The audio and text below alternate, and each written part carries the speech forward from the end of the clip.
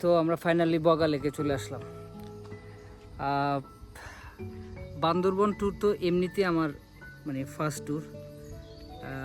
মানে ব্যাপারটা একটু হাস্যকর হলেও এটা সত্যি যে আমি কখনোই এই বান্দরবন আসি নাই। তো আসলাম আর একবারে চলে আসলাম বগা লেক। এই রাস্তাটা অনেক রিস্কি ছিল, অনেক রিস্কি, তারপরও মানে এটা আল্লাহর একটা রহমত যে চলে আসতে পারলাম। একটু বগা লেকটা দেখাই,